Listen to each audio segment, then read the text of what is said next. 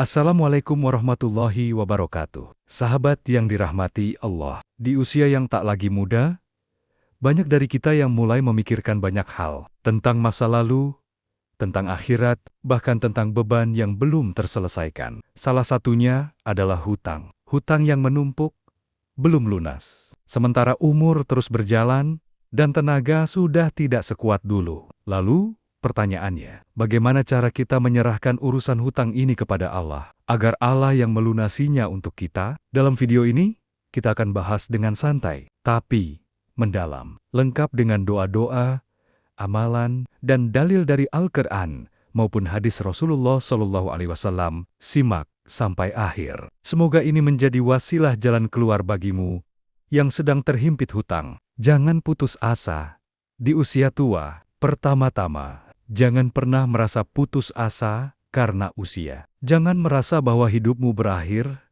hanya karena sudah pensiun, sudah tidak bisa kerja sekeras dulu, atau sudah tidak punya penghasilan tetap. Allah tidak menilai siapa yang muda atau tua. Yang Allah lihat adalah ketulusan niat dan usaha kita dalam memohon pertolongannya. Allah berfirman dalam surah As-Zumar ayat 53, "Katakanlah, wahai hamba-hambaku yang telah melampaui batas terhadap diri mereka sendiri, janganlah kamu berputus asa dari rahmat Allah. Sesungguhnya Allah mengampuni dosa-dosa semuanya. Sungguh, Dialah yang Maha Pengampun, Maha Penyayang." Termasuk dalam ayat ini adalah dosa karena kelalaian dalam mengelola harta hingga terjerat hutang. Allah tetap membuka pintu ampunan dan pertolongan. Bahkan untuk yang sudah tua sekalipun, niatkan untuk melunasi, Allah akan menolong. Rasulullah SAW bersabda, barang siapa yang berhutang dan berniat untuk melunasinya, maka Allah akan menolongnya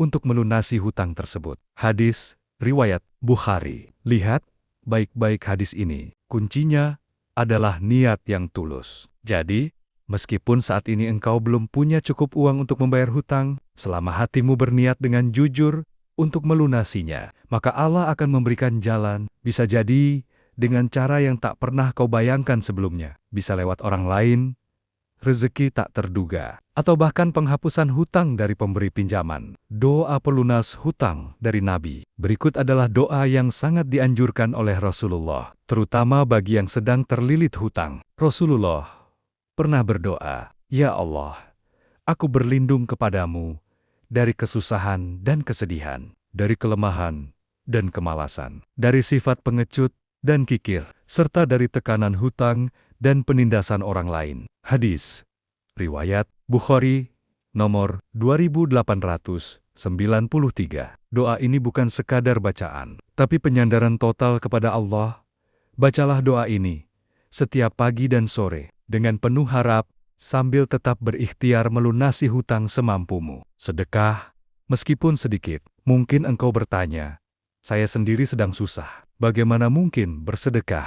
Justru karena kamu sedang susah, sedekahmu lebih bernilai di sisi Allah. Rasulullah bersabda, "Obatilah orang-orang yang sakit di antara kalian dengan sedekah, dan tolaklah bala dengan doa serta sedekah."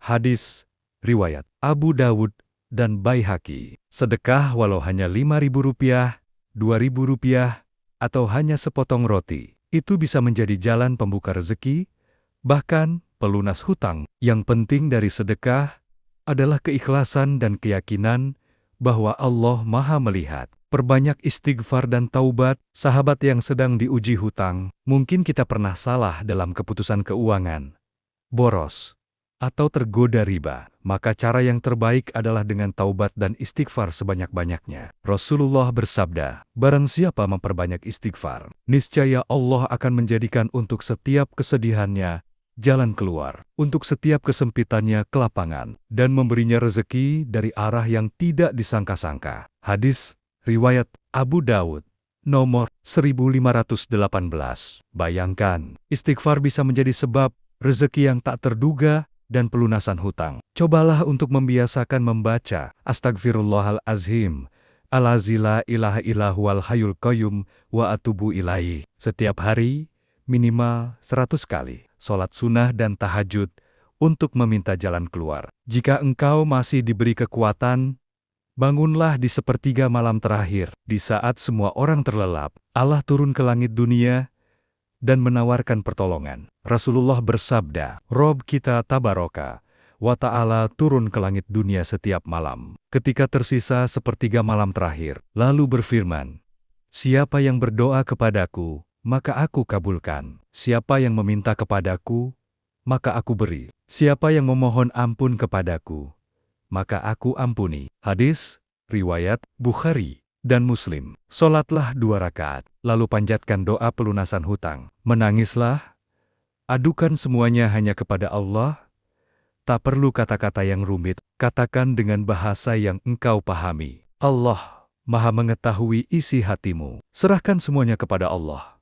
Tapi jangan berhenti ikhtiar. Ada satu prinsip penting yang perlu dipahami. Tawakal bukan berarti pasrah tanpa usaha. Tawakal adalah menyerahkan hasil kepada Allah setelah berusaha sebaik mungkin. Kalau engkau bisa berjualan, jual. Kalau bisa bantu orang, bantu. Bisa menulis, berkarya, atau bahkan sekadar menjaga anak cucu di rumah dengan ikhlas, maka lakukan. Sebab rezeki itu tidak melulu soal uang. Kadang Allah melunasi hutangmu dengan cara tak kasat mata, seperti menggugurkan beban, menolong melalui orang lain, atau menyejukkan hati si pemberi hutang. Sahabatku yang dirahmati Allah, hutang itu bisa jadi ujian, bisa juga menjadi jalan kita menuju surga. Jika kita sabar, jujur, dan terus meminta pertolongan hanya kepada Allah. Amin. Ya Rabbal Alamin. Wassalamualaikum warahmatullahi wabarakatuh.